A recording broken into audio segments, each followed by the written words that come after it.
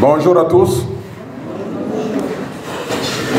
Ce matin, je suis dans la joie de partager avec vous la parole de Dieu.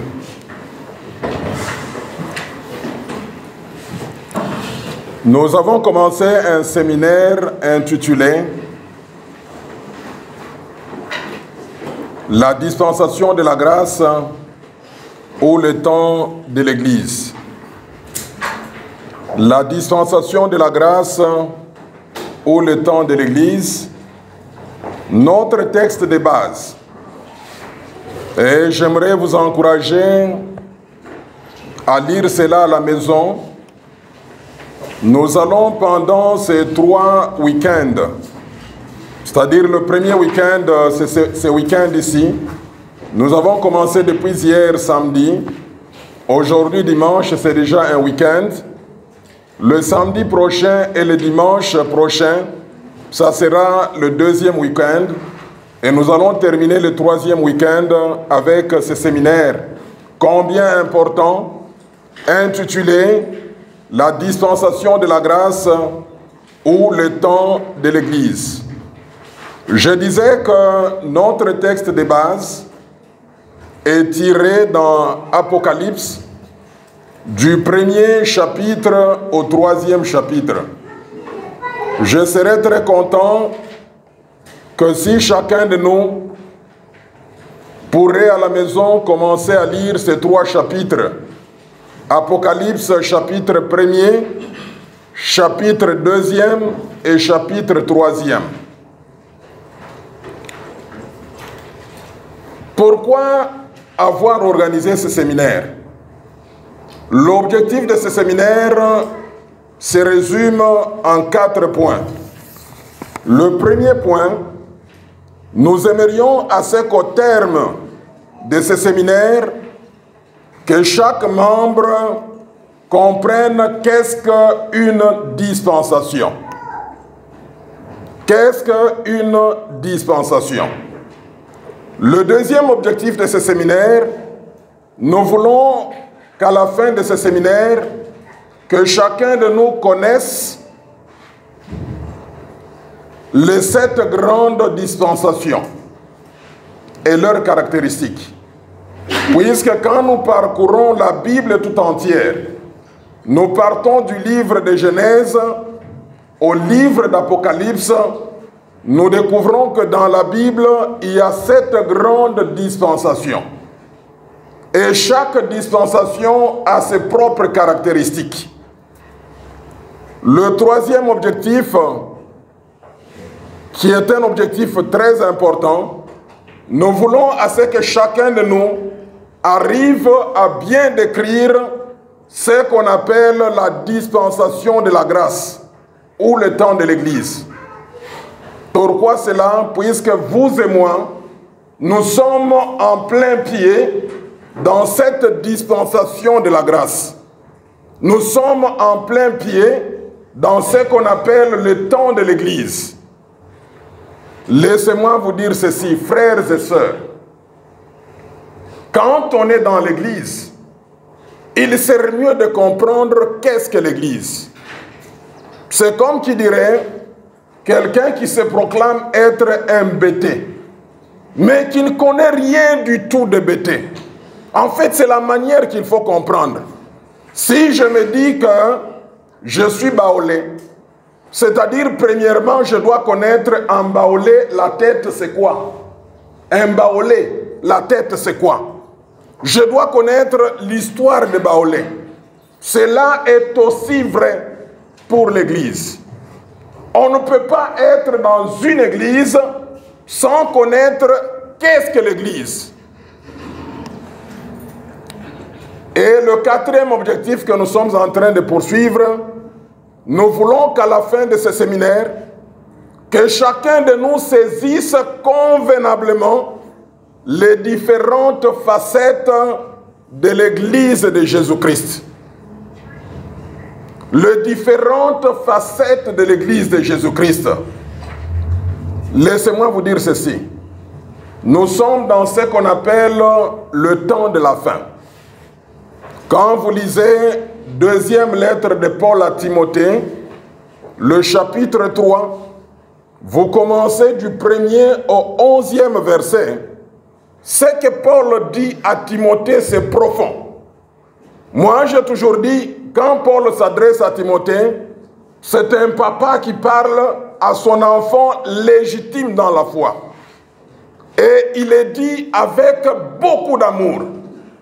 Paul dit ceci à Timothée, sache que les temps de la fin, ce sont des temps difficiles. Frères et sœurs, nous sommes dans ces temps-là difficiles. Pourquoi est-ce que Paul dit à Timothée que ce sont des temps difficiles? Puisque Paul remarque quelque chose. Il dit que dans le temps de la fin, les gens seront égocentriques. Égocentrique, c'est plus que égoïste. C'est-à-dire, la vie des gens serait tournée envers eux-mêmes. Les gens seront au centre de leur propre vie. Et c'est ce que nous vivons. Il y a ce qu'on appelle l'égocentrisme. Je suis au centre de ma propre vie. Je ne considère pas l'autre. L'esprit altruiste a disparu. Comme ce que Christ disait, que dans le temps de la fin, l'amour de beaucoup va diminuer, va refroidir. Et les gens seront plus égoïstes. Et Paul dit ceci, les gens seront amis de l'argent. Et nous voyons même dans la plupart des églises, tout tourne autour de l'argent. Et Paul va dire à Timothée, Timothée, mon fils bien-aimé, sache que l'amour de l'argent, c'est la racine de tout le monde. Et il dit également que dans le dernier temps, le temps de la fin, les temps difficiles, les gens aimeront plus les plaisirs que Dieu. Et c'est ce qu'on remarque. Vous verrez que dans la plupart des églises, quand il faut danser, chanter, je ne suis pas contre cela. Moi, je viens d'un pays là où la danse, c'est dans notre sang. Si moi, je ne danse pas bien, mais la preuve, c'est mon épouse. Elle danse bien. Alors, la Bible dit que dans le dernier temps, les gens aimeront plus les plaisirs que Dieu. Vous verrez, quand il faut danser, les gens sont dynamiques. Mais quand on arrive au moment le plus important d'un service, c'est-à-dire le moment de la parole de Dieu, il y a les gens qui somnolent. Je ne sais pas, peut-être c'est la faute de nos prédicateurs, on n'est pas énergétique ou quoi, les gens dorment. Pourquoi? Puisque nous sommes dans le temps de la fin. Les gens aimeront plus les plaisirs que Dieu. Et il dit également, dans le temps de la fin, il y aura une grande séduction. Prenez tout ce que nous voyons sur Facebook, tout ce que nous voyons dans les réseaux sociaux, dans les églises, ce qui se passe, la manière dont les gens... Moi, j'ai déjà vu quelqu'un qui est en train de délivrer avec les pieds. J'ai déjà vu quelqu'un qui est en train de fouetter le gens. Mais vous verrez que les gens entrent là-bas. Moi, ça ne m'étonne pas, puisque nous sommes pendant le temps de la fin, le temps difficile, le temps de grande séduction. Nous sommes dans ce qu'on appelle le temps de l'apostasie. L'apostasie, en fait, c'est quoi? C'est l'abandon volontaire de la foi, mais pas de la confession. Suivez-moi très bien. L'abandon volontaire de la foi, mais pas de la confession.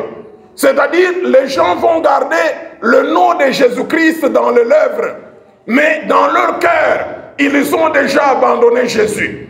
Les gens vont utiliser la Bible, ils vont utiliser le nom de Jésus, mais quand tu entres derrière ce nom de Jésus, il y a autre chose.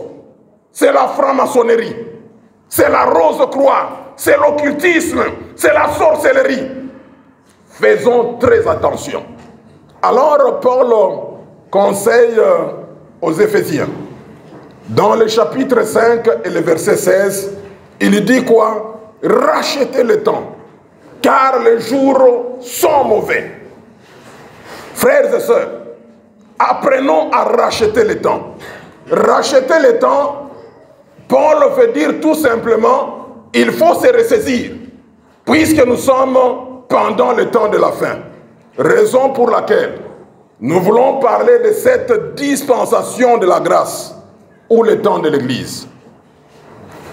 Hier, dans la session introductive, nous avons présenté les 7 grandes dispensations. Ça, c'était l'introduction. Nous avons dit qu'il y a 7 grandes dispensations. Lorsque nous prenons la Bible, en commençant par Genèse, jusqu'au dernier livre, l'Apocalypse, nous avons compté qu'il y a 7 grandes dispensations.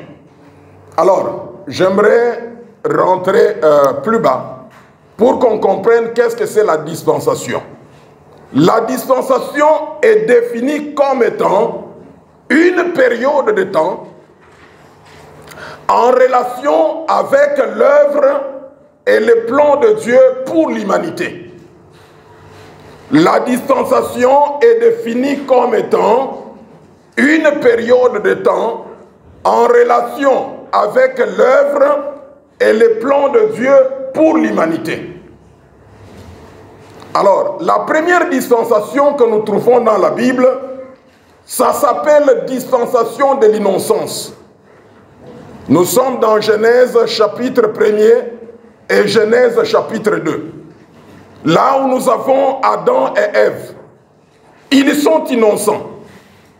La Bible déclare qu'ils n'avaient même pas d'habits, mais ils n'avaient pas honte. C'est la dispensation de l'innocence. L'homme et la femme sont purs. L'homme et la femme n'ont pas de péché. Ils sont dans la dispensation de l'innocence. Mais dans cette dispensation, Dieu leur a donné une instruction. Vous pouvez manger tout fruit, mais ne touchez pas à l'arbre de la connaissance et de la vérité. De la connaissance du bien et du mal. Ne touchez pas cet arbre-là. La deuxième dispensation, nous l'avons appelée dispensation de la conscience.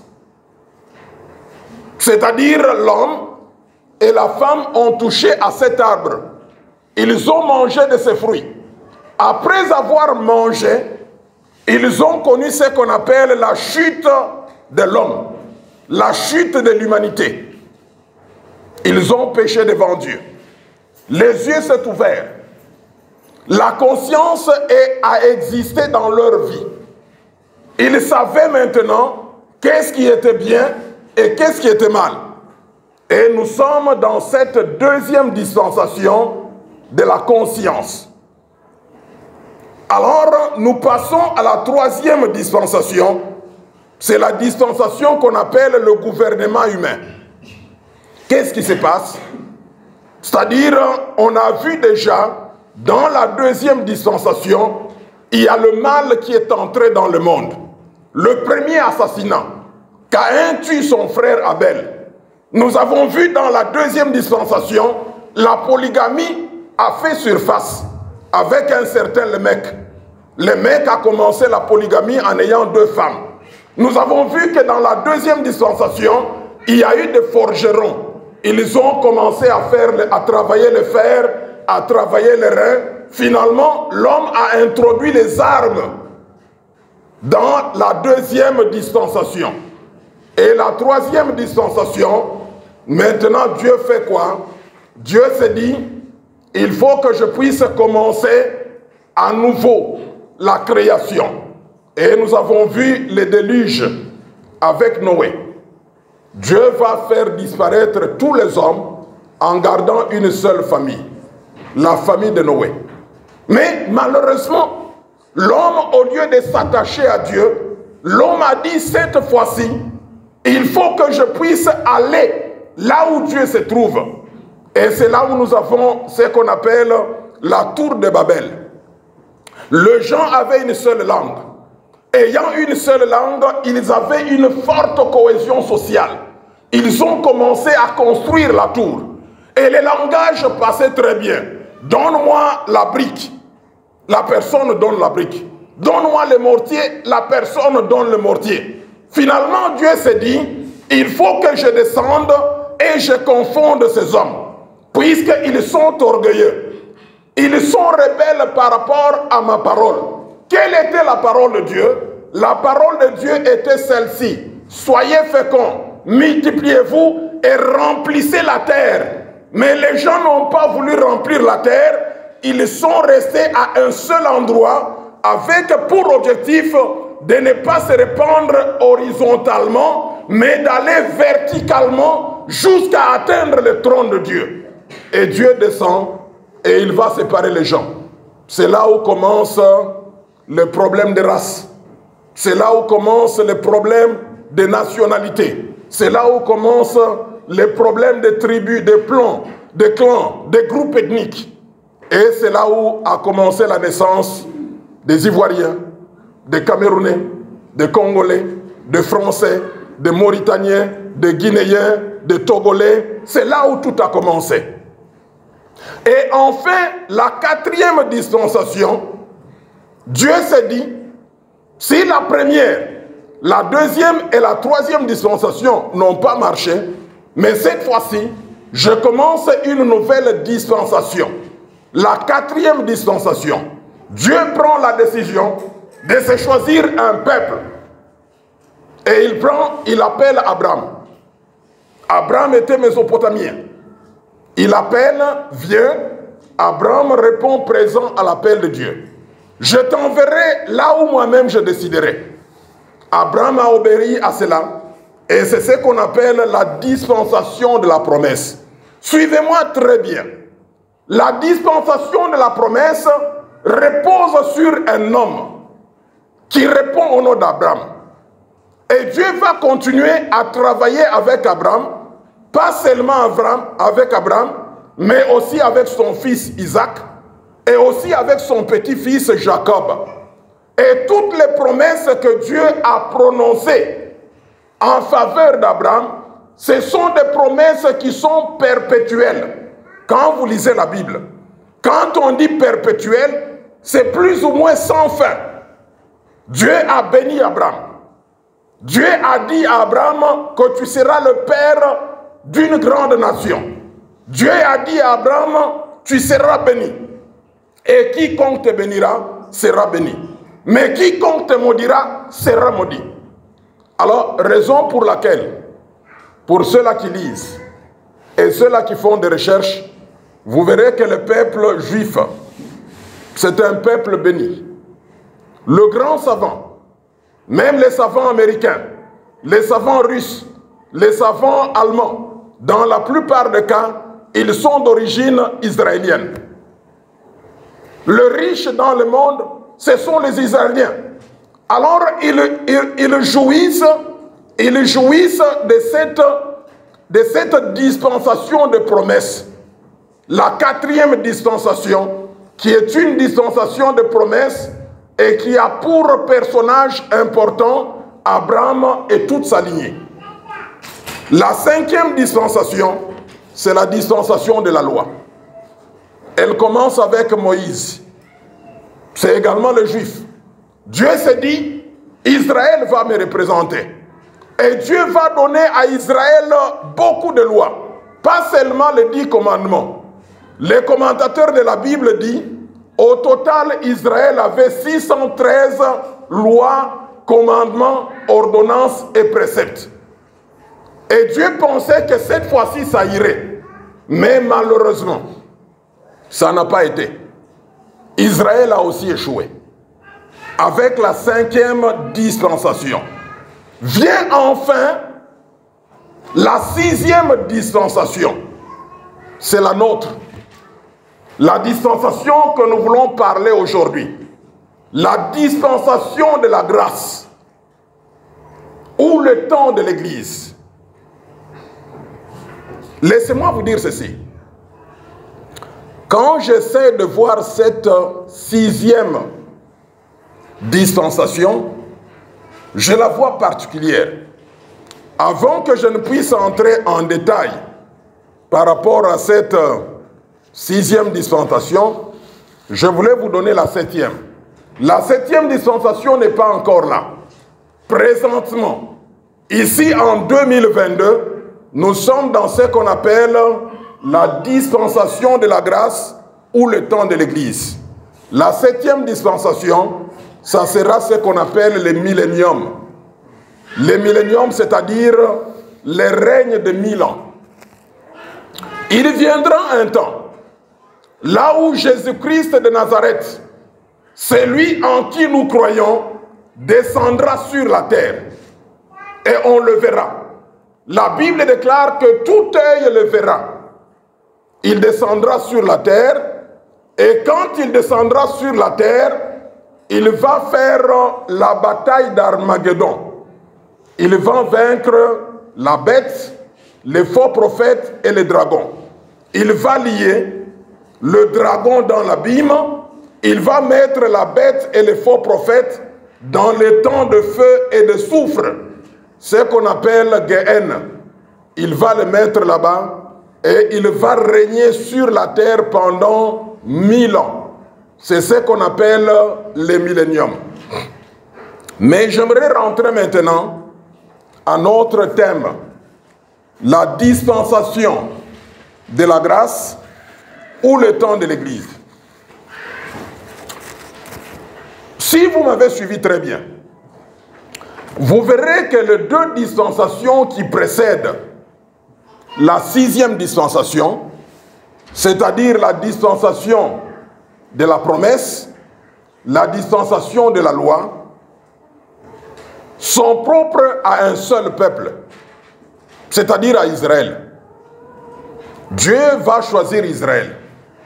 La mission que Dieu a donnée à Israël, c'est de pouvoir le représenter sur la terre. C'est-à-dire, si on voudrait comprendre qui est Dieu, il suffirait de regarder seulement à Israël. Israël représentait Dieu. Et Dieu a cherché des mots forts pour qualifier Israël. Dieu a appelé Israël sa femme. Vous savez, nous les hommes, même moi qui suis pasteur, nous sommes trop jaloux. Nous sommes trop jaloux de nos femmes. Et Dieu, qu'est-ce qu'il a fait? Dieu appelle Israël sa femme. C'est pour dire que Dieu était jaloux d'Israël. Un autre terme que Dieu qualifie Israël, Dieu appelle Israël sa brebis. Rappelez-vous de Psaume 23. L'Éternel est mon berger. C'est pour dire que Israël est la brebis qui appartient à Dieu. Et Dieu est le berger d'Israël. Et Dieu appelle également Israël la prunelle de son œil. Vous savez, chacun de nous, quand quelqu'un s'approche de tes yeux comme ça, à un certain moment, par réflexe, même si on est chrétien, on risque de lui donner un coup, puisqu'il veut toucher à la prunelle de ton œil. Alors c'est comme ça que Dieu a considéré Israël. Israël appartenait à Dieu. Dieu était jaloux d'Israël. Mais finalement, nous autres ici, les nations, le Camerounais, le Congolais, le Français, le Mauritanien, nous étions considérés comme des nations.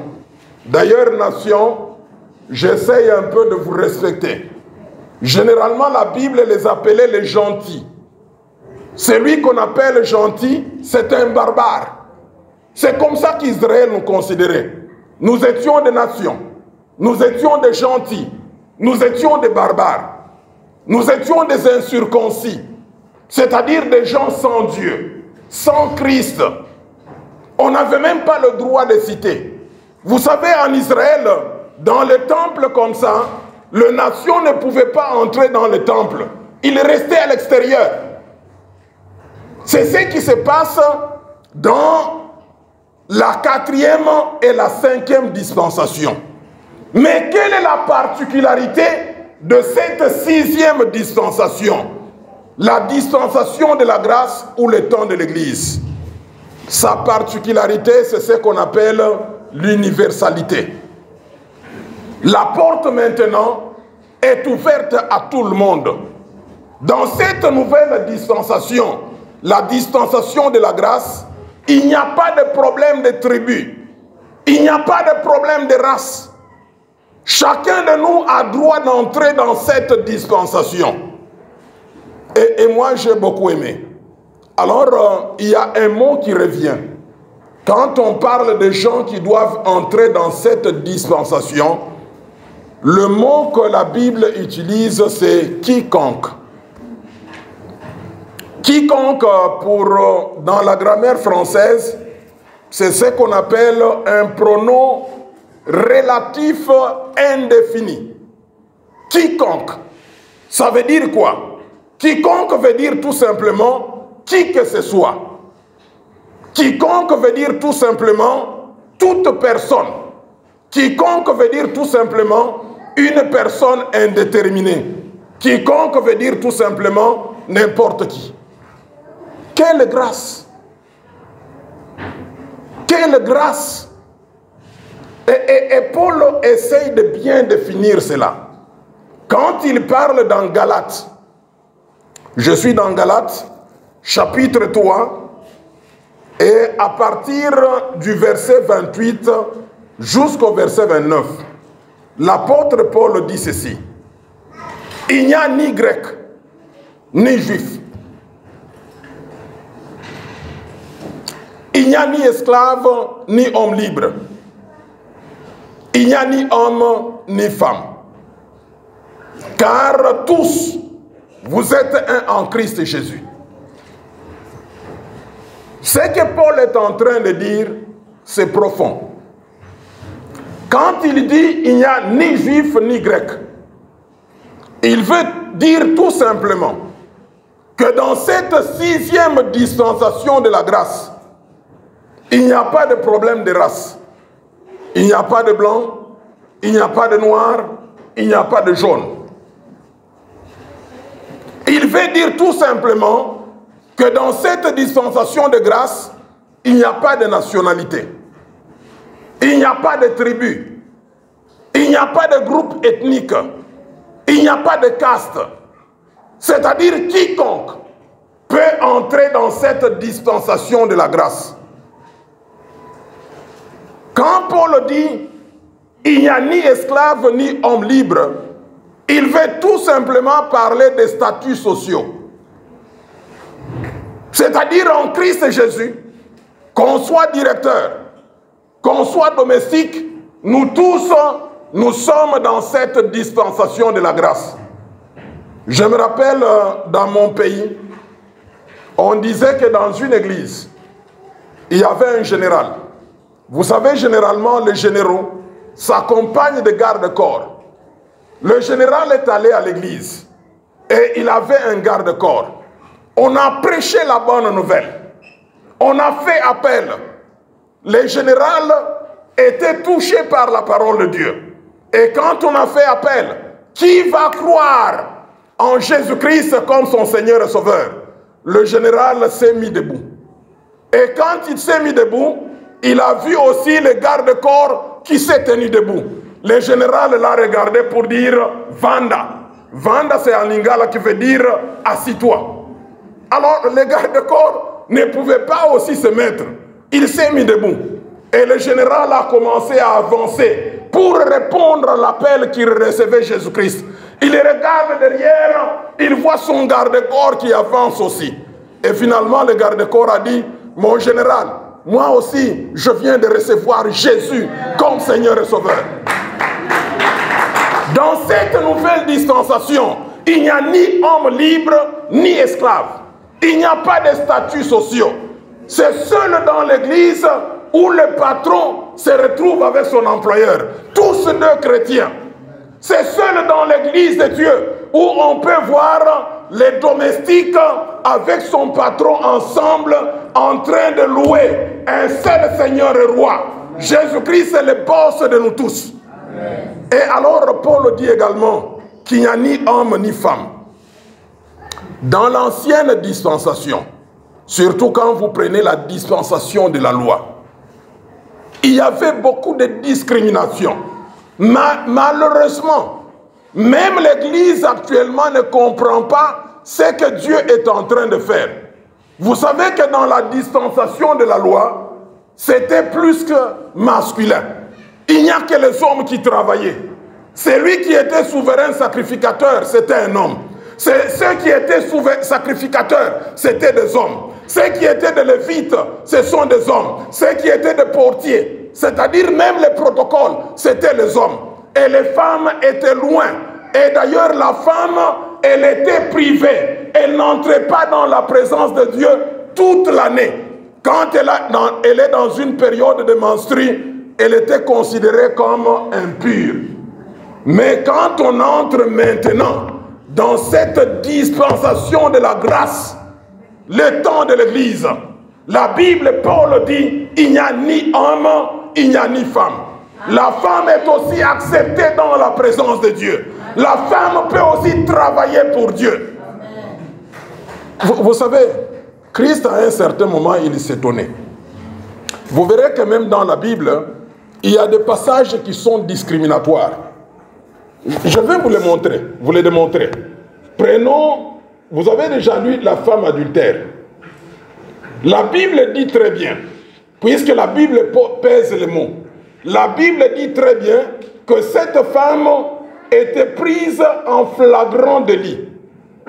Juridiquement, c'est-à-dire quoi? C'est-à-dire quoi? L'homme était aussi là.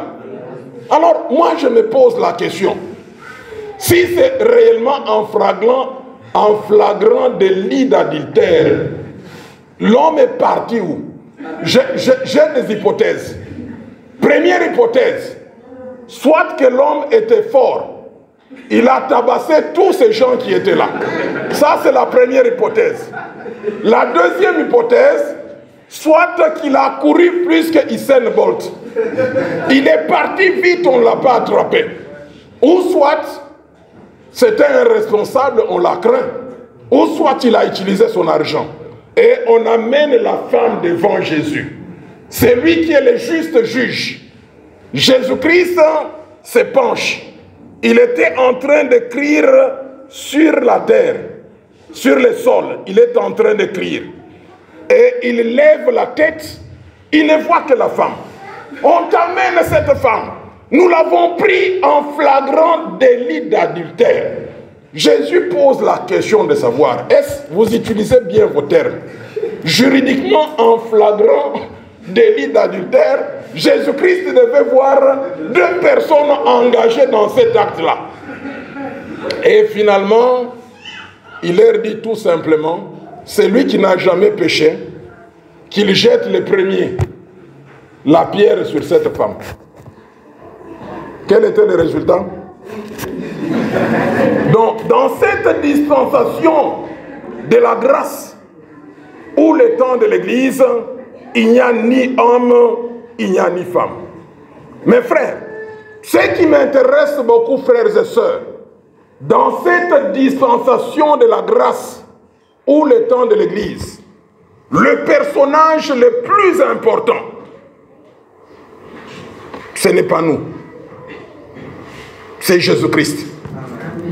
Alors, quand nous lisons 1 Timothée, chapitre 2, le verset 5, Paul dit ceci à Timothée, entre les seuls vrais dieux. Vous savez qu'il y a Dieu et Dieu. Le Dieu que je vous parle, il a un grand D. Le seul vrai Dieu. C'est lui qu'on appelle Elohim. C'est lui qu'on appelle Yahweh Jireh. C'est lui qu'on appelle le Dieu pourvoyeur, Yahweh Jireh. Elohim veut dire le Dieu pluriel. C'est lui qu'on appelle Yahweh Shammah, le Dieu qui est présent. C'est lui qu'on appelle Yahweh Nissi, notre bannière, notre étendard. C'est lui qu'on appelle Yahweh Sabaoth, l'éternel Dieu des armées. C'est lui qu'on appelle El Shaddai, le Dieu imbattable. C'est lui, entre ses mains, il y a force et puissance. C'est lui qu'on appelle Yahweh Rapha, le Dieu qui guérit. Entre les seuls vrais dieux et nous les hommes, la Bible déclare, il y a un seul médiateur. Et Paul est précis. Paul dit ce médiateur-là, c'est Jésus-Christ, l'homme. Vous savez pourquoi est-ce qu'il a fait ça? Paul a fait cela sciemment. C'est-à-dire dans cette dispensation de la grâce, ou le temps de l'Église, la personne qui devrait jouer ce rôle-là, c'est Jésus-Christ. Mais pas Jésus-Christ Dieu, mais Jésus-Christ homme. Comme nous l'avons dit dans notre credo, nous croyons en Jésus-Christ, conçu du Saint-Esprit, mais né de qui? Né de la Vierge Marie. Un Jésus-Christ homme. Puisque dans la dispensation qui venait juste après, la dispensation de la loi, il y avait des sacrifices. C'était des sacrifices de bêtes. Il fallait tuer les animaux chaque fois. Il fallait tuer les animaux chaque année. Mais Dieu, quand vous lisez dans le livre d'Hébreux, Dieu n'a pas accepté. Il n'a pas agréé les sacrifices. Il n'a pas accepté les holocaustes des animaux. Et qu'est-ce qu'il a fait? Il a fait un corps à Jésus-Christ. Jésus-Christ a eu un corps comme le nôtre. Jésus-Christ avait le bras comme le nôtre. Jésus-Christ avait les pieds comme le nôtre. Jésus-Christ avait aussi faim. Jésus-Christ a aussi pleuré. Il était comme nous, mais à la différence de nous les hommes, Jésus-Christ n'avait aucun péché. Jésus-Christ n'avait aucune tâche. Jésus-Christ n'avait pas de fraude en lui, puisqu'il était Dieu. Il a été tenté à tous égards, mais il n'a pas succombé à la tentation, puisqu'il est l'agneau immolé de Dieu. Puisqu'il est l'agneau de Dieu qui ôte les péchés du monde. Et Paul dit ceci, entre le seul vrai Dieu et nous les hommes, il n'y a qu'un seul médiateur, Jésus-Christ homme. Amen. Maintenant, je voudrais qu'on lise dans le livre d'Apocalypse. Nous sommes dans Apocalypse. Nous allons faire la lecture de Apocalypse chapitre 1er, le verset 3. La Bible dit, heureux celui. J'aimerais à ce que vous puissiez avoir un sens très approfondi d'observation. La première ligne dit ceci, heureux celui qui lit. Ce n'est pas plusieurs personnes. C'est une seule personne. Et la suite de la phrase, et ceux qui entendent les paroles de la prophétie. Maintenant, c'est plusieurs personnes. Quant à la lecture, c'est une personne. Quant à l'écoute ou l'entente, c'est plusieurs personnes. Et la troisième partie est qui garde les choses qui y sont écrites. Là, c'est l'écriture. Les choses qui y sont écrites, car le temps est proche. Le premier point que je voudrais partager avec vous, c'est tout simplement vous dire ceci. L'Apocalypse, ce n'est pas l'Apocalypse de Jean. Nous nous mettons d'accord, hein? L'Apocalypse, ce n'est pas l'Apocalypse de Jean, mais c'est l'Apocalypse de Jésus. Apocalypse vient du mot grec. Je crois que vous l'avez remarqué. Quand on fait un monument, avant son inauguration, généralement, le monument est couvert. C'est comme ça que ça se présente. On va appeler le président Gazouani. Il viendra inaugurer le monument. Mais au niveau du rond-point, vous verrez que le monument est couvert. Quand c'est couvert comme ça, c'est-à-dire qu'il y a un secret. Ce n'est pas à la portée de tout le monde. Cela est aussi vrai pour l'Église. L'Église, dans le passé, était une réalité cachée. Personne ne comprenait ce que c'est l'Église. C'était caché.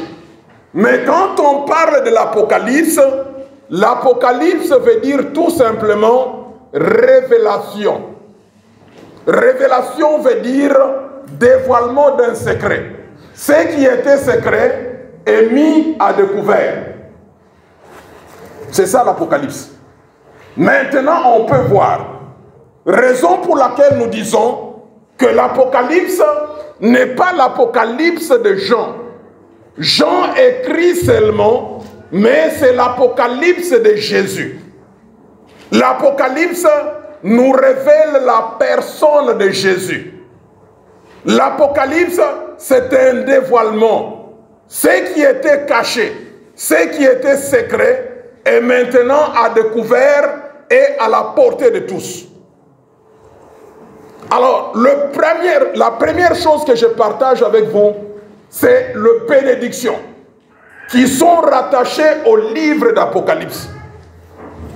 Vous allez me dire ceci, pasteur, généralement j'ai difficile de lire les livres d'Apocalypse. Vous savez, c'est vrai. Les autres livres, vous pouvez les lire facilement. Quand je vous vois ici, n'est-ce pas, vous allez même jusqu'à minuit sur Facebook.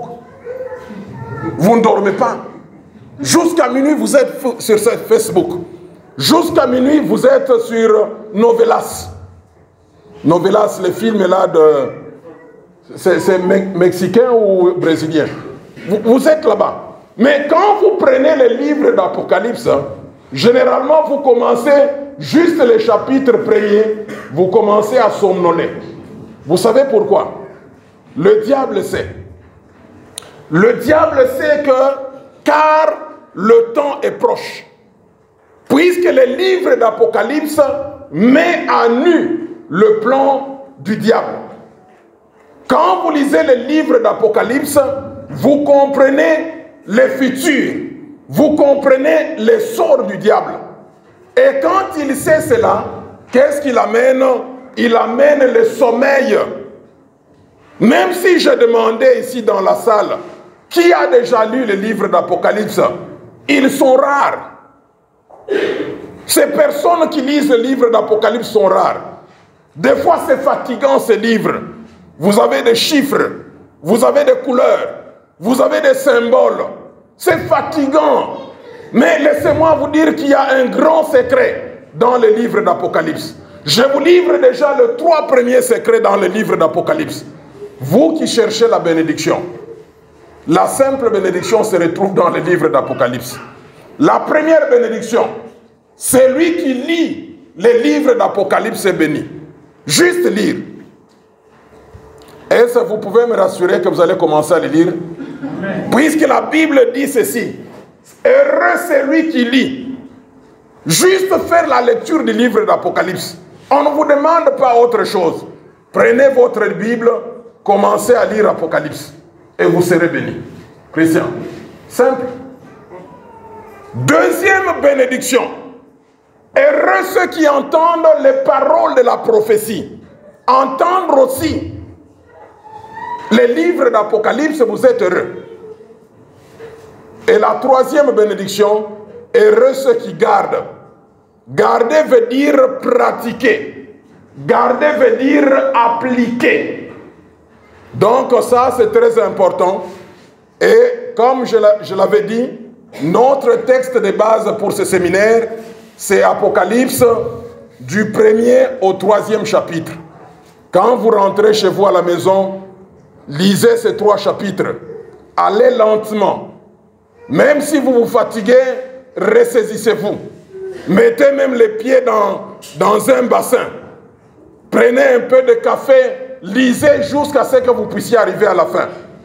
Et vous allez découvrir de grandes bénédictions dans cela. Nous lisons 1er Apocalypse chapitre 4. Dans le chapitre 4, la Bible dit ceci. Apocalypse chapitre 1er verset 4. Jean aux 7 églises qui sont en Asie. Que la grâce et la paix vous soient données de la part de celui qui est, qui était et qui vient. Et de la part de cet esprit qui sont devant son trône. Ici, j'aimerais insister sur les 7 esprits qui sont devant son trône. Retenez ceci, le chiffre 7, le chiffre 7 dans Apocalypse veut dire tout simplement ce qui est complet. C'est ça le sens du chiffre 7. Puisque si nous disons qu'il y a 7 esprits, ça risque d'être comme des esprits démoniaques. L'idée qui est là, on voudrait tout simplement dire le Saint-Esprit dans sa plénitude. Le chiffre 7 veut dire complet. Le chiffre 7 veut dire plénitude. Tout comme le chiffre 6. Le chiffre 6 dans Apocalypse, ça veut dire ce qui est imparfait. Ça veut dire ce qui est incomplet. C'est là où vous avez 666. Ça veut dire tout simplement ce qui est imparfait, ce qui est incomplet. Mais quand on parle de 7, ça veut dire plénitude. Même les 7 églises d'Asie là, on voudrait tout simplement dire l'église de Jésus-Christ dans sa totalité. L'église de Jésus-Christ dans son ensemble. Alors, pour comprendre les 7 esprits, je suis dans Ésaïe. Ésaïe chapitre 11, le verset 2. Le 7 esprits, on voudrait parler simplement des caractéristiques de l'Esprit de Dieu. Première caractéristique de l'Esprit de Dieu, du Saint-Esprit, c'est d'abord l'Esprit de l'Éternel. Le Saint-Esprit, c'est l'Esprit de l'Éternel. Je ne veux pas revenir sur la notion de la Sainte Trinité. Dieu le Père, Dieu le Fils et Dieu le Saint-Esprit. Deuxième caractéristique de l'Esprit Saint, il est l'Esprit de sagesse. Je suis dans Ésaïe chapitre 11, verset 2. Deuxième caractéristique, c'est l'esprit de sagesse. Troisième caractéristique, c'est l'esprit d'intelligence.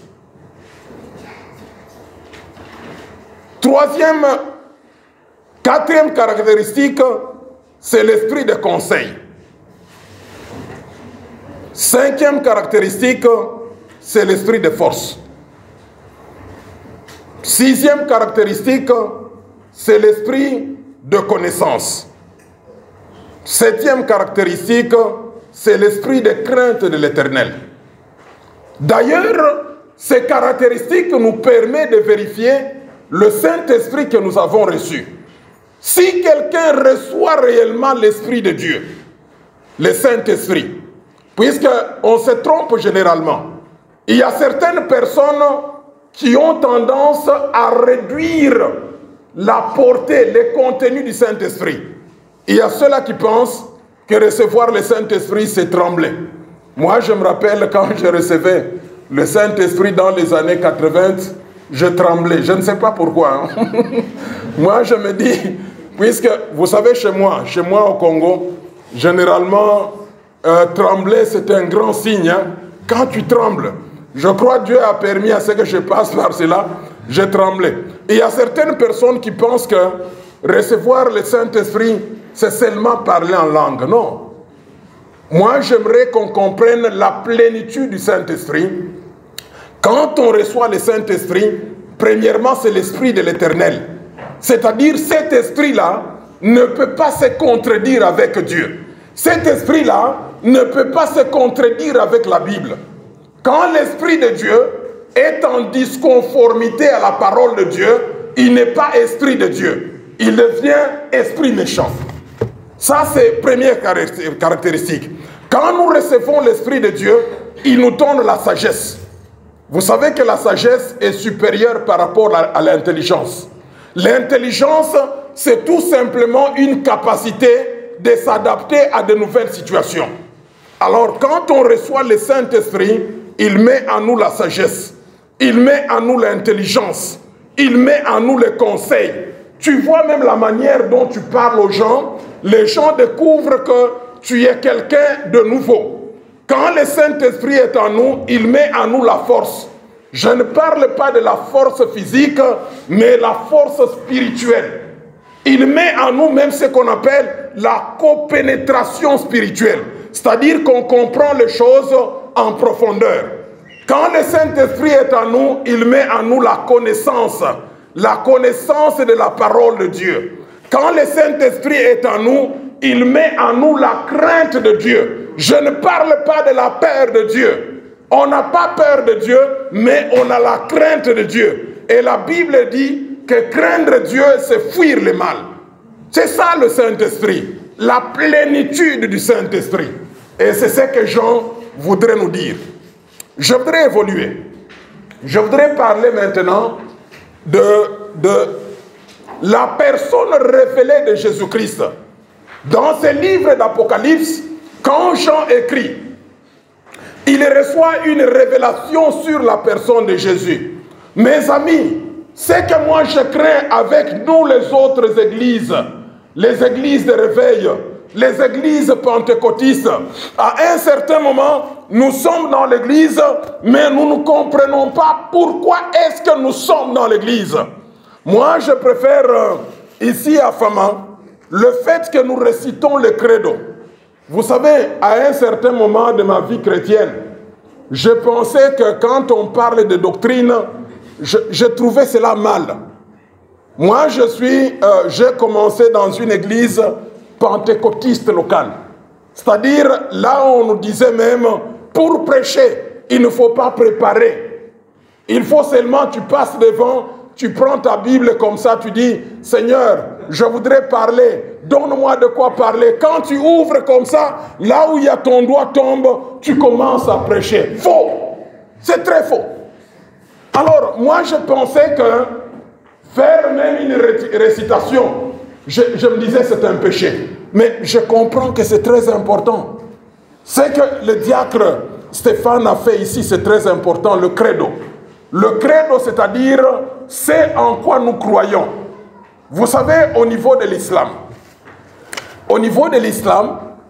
avant que tu ne deviennes musulman, tu dois faire ce qu'on appelle les ashadu. C'est-à-dire ta confession de foi. Ashadu, ashadu illallah, ashadu anna Muhammad Rasulullah. Alors tu fais ça. Le musulman garde cela. Il sait qu'il croit dans Allah, dont son envoyé s'appelle Muhammad. Nous aussi les chrétiens, nous devons avoir notre credo. Raison pour laquelle je vous ai dit, à un certain moment, venez photocopier ceci, pour vous permettre de comprendre en qui est-ce que vous croyez. Nous croyons dans Dieu, le Créateur, le Tout-Puissant. C'est lui qui a fait les cieux, la terre, la mer et tout leur contenu. Nous croyons en Jésus-Christ, son Fils unique, conçu du Saint-Esprit et né de la Vierge Marie. C'est ce qui fait la double nature de Jésus. Conçu du Saint-Esprit, c'est-à-dire qu'il est Dieu, né de la Vierge Marie, c'est-à-dire qu'il est homme. Si Jésus-Christ n'a pas été homme, on ne pouvait pas entrer dans cette dispensation de la grâce. Il a souffert pendant Ponce Pilate. Il a été crucifié, il est mort, on l'a enseveli, enterré.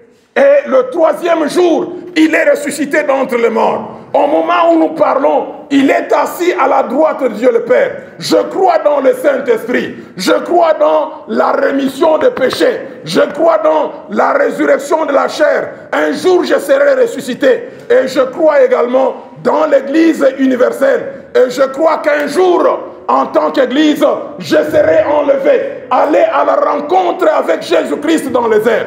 Amen. On doit comprendre ce en quoi nous croyons.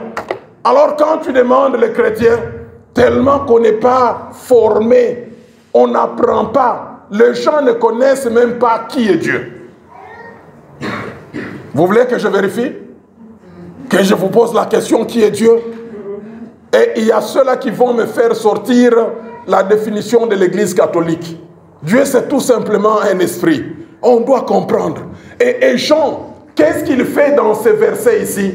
Dans ces versets, quand nous partons de 5 à 8, Jean nous donne les 7 caractéristiques de Jésus, ou les 7 attributs de Jésus. Le premier attribut de Jésus, Jean dit, est de la part de Jésus-Christ. Premier attribut, le témoin fidèle. Jésus-Christ est le témoin fidèle. Pourquoi est-ce que je dis témoin fidèle? Il est témoin fidèle de Dieu, puisque longtemps, Jésus-Christ a été au ciel, à côté de son Père, et même, je dirais, dans son Père. Prenez par exemple Jean chapitre 1, Évangile de Jésus selon Jean, chapitre 1 et le verset 1. La Bible dit quoi? Au commencement était la parole. La parole était quoi? La parole était avec Dieu. Et la parole était Dieu. Il est le témoin fidèle. Ça, c'est le premier attribut de Jésus. Mon frère et ma soeur, le Jésus en qui tu crois, il faut bien le connaître. Premier attribut de Jésus, c'est un témoin fidèle. Deuxième attribut de Jésus, il est le premier-né des morts. Le premier-né des morts. C'est-à-dire, il est décédé. Il est mort. Il a été crucifié à la croix. On l'a même enterré. Puisqu'on a utilisé la tombe qui appartenait à Joseph, à Joseph d'Arimathée. On l'a enterré là-bas. Tout le monde l'a vu. Il a été enterré. Et d'ailleurs, pour prouver qu'il était décédé, j'aimerais vous dire ceci. Jésus-Christ n'était pas tombé en syncope. Il n'était pas tombé en syncope. Puisque les soldats romains ont vérifié cela. Alors quand on l'a placé sur la croix, on est allé voir les 2 brigands. Comme les 2 brigands n'étaient pas encore morts, qu'est-ce qu'on a fait? On les a frappés.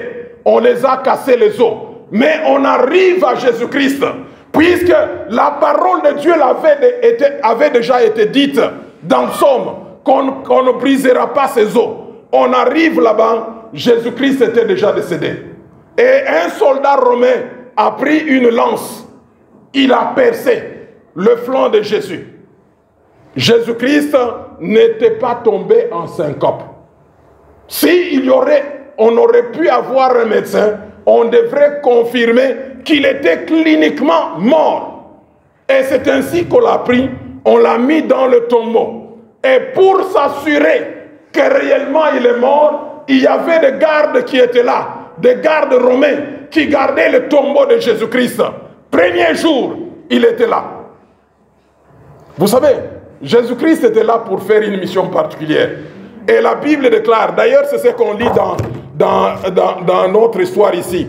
Nous lisons ce livre, il est descendu dans les profondeurs. Il est allé dans le séjour des morts. La mission de Jésus-Christ était d'aller dans le séjour des morts, arracher la clé du séjour des morts. Premier jour, deuxième jour, troisième jour, le Fils de Dieu, il est ressuscité d'entre les morts. C'est ce qu'on dit, il est le premier-né des morts. En d'autres termes, il est ressuscité d'entre les morts. C'est ce Jésus-là en qui nous croyons. Moi, je suis d'accord avec Paul. Paul a dit que s'il n'y avait pas de résurrection, notre évangile serait vain.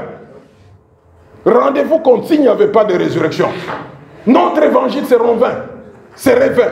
Nous croyons en Jésus pour avoir la vie éternelle. Et comme vous savez, nous mourrons. Demain, je peux mourir. Même si je mourrais, en tant que chrétien, je sais que je ne fais que dormir. À un certain moment, Jésus-Christ, qui est le premier-né des morts, viendra me ressusciter. De la même manière qu'il est ressuscité, moi aussi, je vais prendre part à la résurrection. Troisième attribut de Jésus. La Bible déclare qu'il est le prince des rois de la terre. Vous comprenez, c'est très profond. Il est le prince des rois de la terre. C'est-à-dire ici sur la terre, nous avons des rois, nous avons des chefs d'État, nous avons des présidents, nous avons des empereurs, nous avons des chefs traditionnels. Mais tous ces gens-là, ils ont leur prince. Le prince des rois de la terre, c'est Jésus-Christ. Nous l'appelons le Seigneur des seigneurs, le roi de rois. Alors lui, il a la particularité. Les autres rois, ils le sont par mandature. mais lui n'a pas de mandat. Les autres rois, on peut les introniser et les détrôner. Mais Jésus-Christ, personne ne peut le détrôner. Pour votre information, il a quitté le ciel. Il a laissé son siège vide pendant 33 ans et demi. Ni l'ange Gabriel, ni l'ange Michael, personne n'a fait coup d'état à Jésus. Il est différent du président burkinabé. Il est différent du président malien. Il est différent du président de Guinée-Bissau qu'on a failli faire coup d'état. Il est différent du président de la RDC. Il est en train d'arrêter les gens disant qu'il devrait y avoir tentative de coup d'état. Mais notre Jésus-Christ, le prince de la terre, personne ne peut le détrôner. Il est celui-là qui intronise et qui détrône. C'est lui qui place les gens là-bas. Comme la Bible déclare, toute autorité vient de la part de Dieu. Lui n'a pas de mandat. Le président congolais a un mandat de 5 ans. D'ailleurs, pour le moment, il négocie qu'on puisse mettre cela à 7 ans. Mais Christ Jésus, lui, n'a pas de mandat, puisqu'il est le roi des rois et il est Seigneur des seigneurs. Le 4e attribut, on dit... alors, ça, nous allons continuer avec l'autre verset pour voir les autres. On reviendra par là après. Encore. Encore. Voilà. Nous voyons maintenant le 4e attribut de Jésus. Il est l'alpha. Alpha, c'est la première lettre de l'alphabet grec. C'est tout simplement le A. Jésus est alpha. Cela veut dire quoi? C'est-à-dire, avant que toute chose commence, il est là. Alors, rends-toi compte de cela. Avant que tu ne naisses, Jésus-Christ est là. Il connaît ton histoire. Est-ce que vous savez cela? Jésus-Christ connaît ton histoire plus que tes parents. Il connaît. Rappelez-vous de ce qu'il va dire à Jérémie. Avant que tu ne sois conçu, moi je te connaissais. Il est l'alpha, c'est-à-dire la première lettre. Au commencement de ta vie, Jésus-Christ est là. Avant que tu ne viennes ici en Mauritanie, Jésus-Christ est là. Quand tu te battais pour être en Mauritanie, je crois que certains parmi nous, ils sont passés même par le Mali. Par le Mali, d'autres au niveau de Togo comme réfugiés. Mais Jésus-Christ, avant ton histoire, il était là. L'alpha. Au commencement de toutes choses, Dieu. Prenez même le livre de Genèse, chapitre 1er, le verset 1er. Prenez même Jean, évangile de Jésus selon Jean, chapitre 1er, verset 1er. La Bible dit ceci: au commencement, Dieu créa. C'est-à-dire avant toute chose, avant n'importe quel projet. Il y a des fois où tu penses que tu caches les projets aux hommes. Oui, tu les caches aux hommes. Mais sache que Jésus-Christ, en tant qu'alpha, il est là. Alors, l'autre attribut, c'est le 5e attribut, il est l'oméga. L'oméga, c'est la dernière lettre de l'alphabet grec. C'est l'équivalent de notre Z. C'est-à-dire, à la fin de toute histoire, Jésus-Christ est là. Toi aussi, rappelle-toi ceci. Quand au début de ton histoire, Jésus-Christ est là, à la fin de ton histoire, il sera aussi là. Moi, je l'aime beaucoup. Et c'est important de commencer avec Jésus comme alpha. Mes frères et sœurs, ne faites jamais de projet sans associer Jésus. L'erreur que nous faisons, nous commençons des projets nous-mêmes. Et nous appelons Jésus-Christ au cours de ce projet. Quand ces projets sont en cours, c'est maintenant qu'on fait venir Jésus. Mais si vous voulez avoir la réussite dans n'importe quel projet, commencez avec Jésus comme alpha et terminez avec Jésus comme oméga. J'aimerais vous rassurer, Jésus-Christ ne peut jamais vous décevoir. Il n'est pas un Dieu des inachevés. Quand il commence la chose, il amène jusqu'à son plein et parfait accomplissement. Sixième attribut, il est le Seigneur Dieu. Il est le Seigneur Dieu. Le Seigneur Dieu qui passe par tout le temps. Voyez les verbes qui sont là. Dis le Seigneur Dieu. Premier temps, c'est lui qui est, c'est-à-dire le présent. C'est lui qui est. Deuxième temps, c'est lui qui était, le passé. Troisième temps, c'est lui qui vient. Jésus-Christ est le Seigneur Dieu. Le Seigneur Dieu dans tout le temps, dans le passé, dans le futur, dans le présent et dans le futur. Nous sommes heureux d'avoir ce Jésus-Christ dans notre vie. Vous savez, certaines personnes, ils ont été seulement avec nous dans le passé. Vous savez qu'il y a d'autres personnes qui sont avec nous dans le présent ici.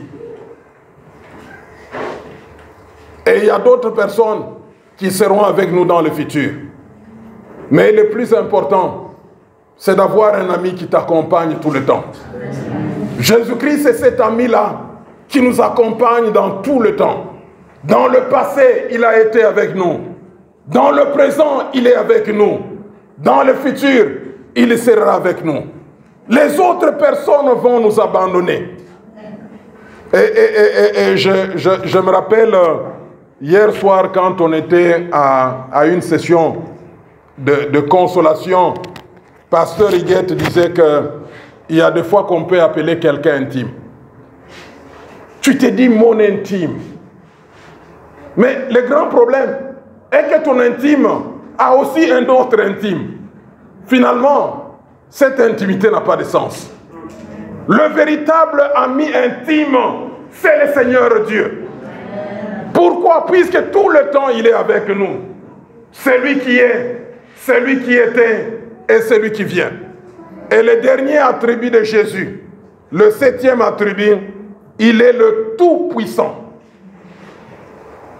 Il est le Tout-Puissant. C'est-à-dire, il n'échoue pas. C'est-à-dire, il n'est pas dans la défaite. Quand il est avec nous, tout nous réussit. Quand il est avec nous, tout lui réussit. Il est le Tout-Puissant. Maintenant, j'aimerais rentrer à l'autre verset pour essayer de faire voir ce que Christ a fait. Tu rentres un peu. Alors, oh non, l'autre là. C'est lui qui nous aime. Je suis dans le dernier, la dernière partie. À celui qui nous aime, qui nous a délivrés de nos péchés par son sang. Ensuite, et qui a fait de nous un royaume, des sacrificateurs pour Dieu son Père. À lui soit la gloire et la puissance au siècle des siècles. Amen. J'aimerais juste relever 3 œuvres que Christ a pu faire dans notre vie. La première œuvre, qui reste d'ailleurs au présent, il nous aime. Est-ce qu'on peut arriver à comprendre ce grand amour de Jésus? Mes frères et sœurs, l'amour de nous les hommes est limité. J'ai toujours dit que notre amour, c'est l'amour tontine. Vous connaissez la tontine? Je donne et tu me donnes, n'est-ce pas? Ça, c'est l'amour des hommes. Mais quand vous lisez la Bible dit à celui qui nous aime. C'est un présent. C'est au présent. Jésus-Christ nous aime. Même si nous péchons, il nous aime. C'est un amour sans condition. La Bible l'appelle amour agapao. Les Grecs sont riches. Les Grecs, ils ont plusieurs types d'amour. Il y a ce qu'on appelle philéo. Philéo, c'est l'amour paternel. L'amour par filiation. J'aime Christonovic puisque c'est mon fils. Ça, c'est philéo. C'est-à-dire, quand tu n'es pas mon fils, je ne t'aime pas. Ça, c'est l'amour philéo. Les Grecs, ils avaient aussi ce qu'ils appelaient Eros. Eros, c'est l'amour érotique. C'est cet amour qu'on retrouve dans les maquis. On appelle ça maquis, hein? Dans les maquis, dans le bar. Vous avez une prostituée, après avoir dit à quelqu'un « je t'aime », 5 minutes, elle va dire à un autre « je t'aime », 10 minutes à un autre « je t'aime ». Ça, c'est Eros, l'amour érotique, l'amour charnel. Mais l'amour de notre Dieu, c'est ce qu'on appelle agapao, l'amour sans condition. Il t'aime sans parce que. J'ai toujours dit, lorsqu'un amour est suivi de parce que, ce n'est pas un véritable amour. Je t'aime parce que tu es congolais. Je t'aime parce que tu es camerounais. Je t'aime parce que tu m'as visité. Ça, ce n'est pas un véritable amour. Mais l'amour de notre Seigneur Jésus-Christ, c'est amour agapao, amour sans condition, amour sans acception de personne, amour sans discrimination. Il nous aime, il nous aime. Là où tu es, il t'aime. Tel que tu es, il t'aime. Ça, c'est le véritable amour, l'amour de notre Dieu. Ça, c'est le premier travail qu'il a fait. Le deuxième travail qu'il a fait, il nous a délivrés de nos péchés par son sang. Il a donné son sang.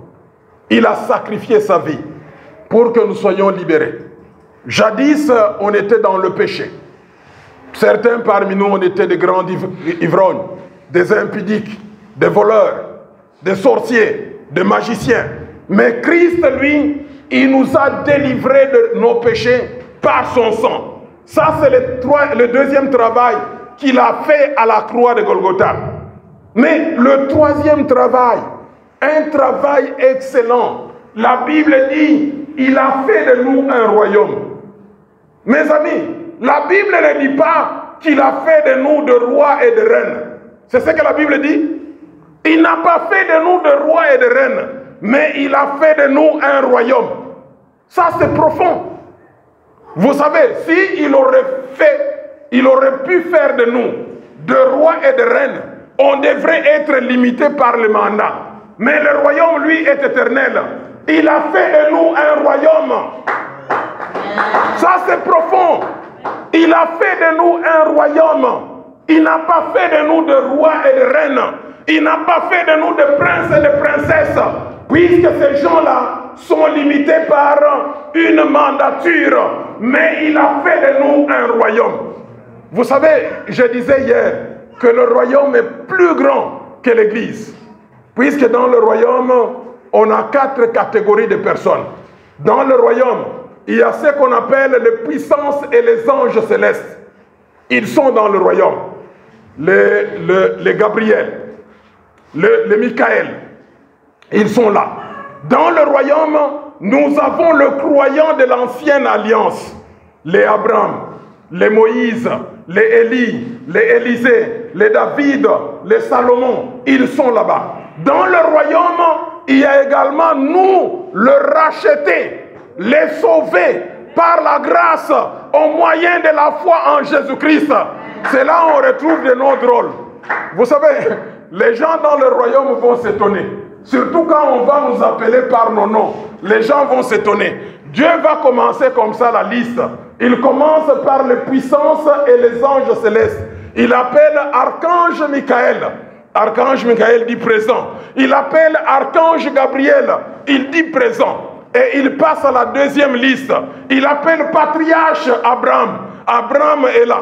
Patriarche Isaac, patriarche Jacob, il appelle prophète Moïse, celui qui parlait comme parlant à un ami. Il appelle les pasteurs de feu, les prophètes de feu, Élie descend. Il appelle Élisée, celui qui avait la double portion d'Élie. Élisée est là. Il appelle l'autre là qui était monté, c'est Enoch.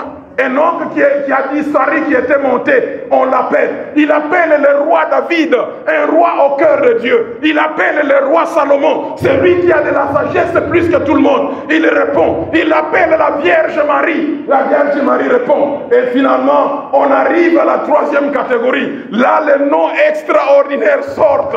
Il appelle Aïssan. Ah, Gabriel regarde. Aïssan aussi. Oh, et il appelle Kassongo. Il appelle Moutonde. Ah, et Abraham s'étonne. Ce nom, ça vient d'où c'est? Et Jésus-Christ qui se met debout. Moi, le témoin fidèle. Moi qui a donné la vie. Moi qui a aimé. J'ai racheté les gens par la grâce au moyen de la foi en Christ Jésus. Je crois qu'on va le surprendre ce tour-là. Et ils attendaient qu'il devrait y avoir des noms de Benjamin, de Jacob, de Daniel, de Ézéchiel, de Habakkuk, de Naoum, de Zophonie, de Agé. Mais ils vont entendre aussi le nom de Abraham Ba. C'est qui celui-là? Et les gens regardent. John Fabé, c'est qui ce nom? Alors ils seront étonnés. Mais oui, nous sommes aussi membres du royaume.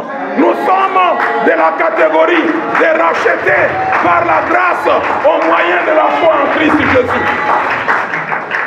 Hier, j'écrivais les noms là de Côte d'Ivoire, des noms compliqués. Nambéi, Rissé Somo, des noms compliqués.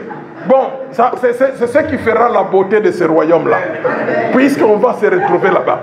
Et finalement, la dernière catégorie, ce sont les rescapés de la grande tribulation.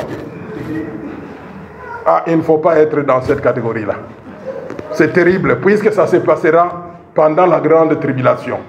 Quand tu dis que tu appartiens à Jésus, on décapite la tête. Mais comme ce sont des courageux, on va aussi les récupérer là-bas. C'est pour cela que je le rappelle, les rescapés de la grande tribulation. Jésus-Christ a fait de nous un royaume.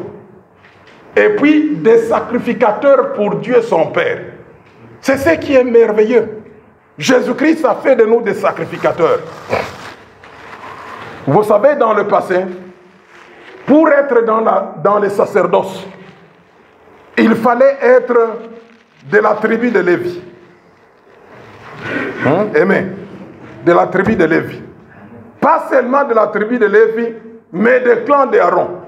C'est-à-dire, nous tous ici, les pasteurs Kassongo, les pasteurs Higuette, les diacres Stéphane, l'ancien John Fabé, on ne pouvait même pas être là. Vous vous mettez d'accord avec moi? Puisqu'on n'est pas de la tribu de Lévi. On n'est pas du clan d'Aaron. Moi, je ne connais même pas Aaron. Dans ma famille, il n'y a pas un Aaron. Mais c'est Jésus-Christ qui a fait ça. Je dois chanter. Non. Tu es de quelle tribu? Rien. On regarde dans la tribu de Juda, tu n'es pas là. D'ailleurs, tribu de Juda, tu ne devais même pas chanter, tu devrais être roi, prince. Tu devrais être où? Issachar? Non. Même protocole, vous qui êtes là, les Flora, les Grâces, même protocole, vous ne devrez pas être là. Il fallait être un lévite pour être là. Abigail, Sonia, vous avez chanté ici. C'est par la grâce.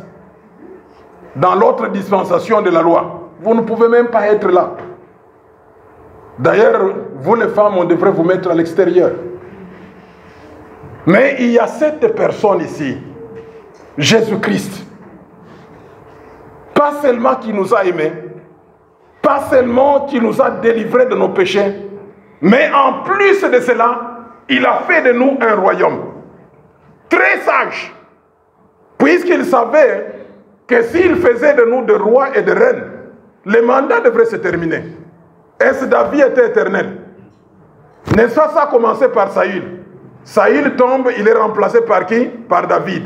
David donc, c'est remplacé par Salomon. D'ailleurs, après Salomon, il y a le schisme. Les royaumes se divisent en deux. Il y a le royaume d'Israël et le royaume de Juda. Jésus-Christ, connaissant cela, il n'a pas voulu nous mettre dans ce piège-là. Et il a dit tout simplement, de ces chrétiens ici, je fais un royaume. Puisque le royaume de Dieu subsiste à jamais.